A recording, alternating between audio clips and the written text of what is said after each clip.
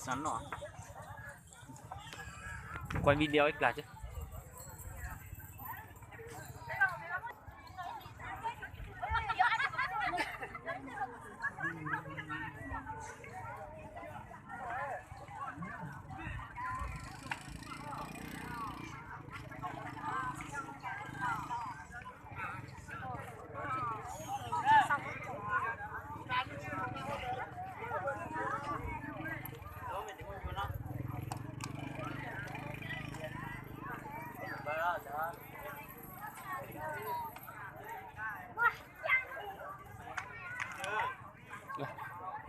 Ố, thế à?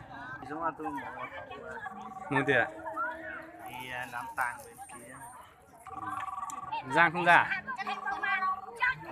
Tại kia tổ nó sao? Giang tổ nó hả? Giờ tổ này.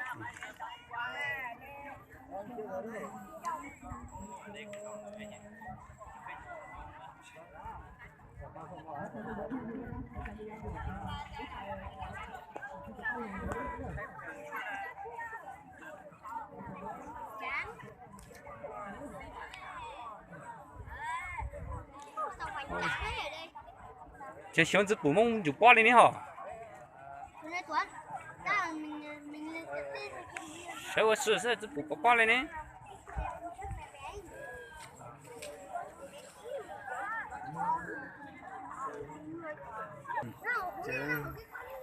Trốn rượu nữa, uống rượu nhiều quá. Phi sang đây chơi tí.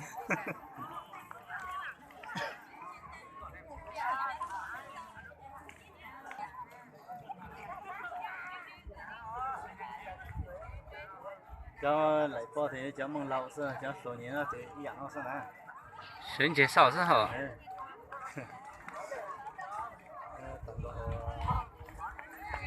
Yên đúng không? Cho mong lâu tổ phải lại này. Nhỏ đó. Chắc số nó mà cho tổ mới hay không chào ném cổ. Chủ quân chủ po lệ. Nghe chung lên lớn chứ chả có tay trước rồi. Bây giờ mà con lượm đến số lùi ra cho ta. Yeah. Chung thế nó.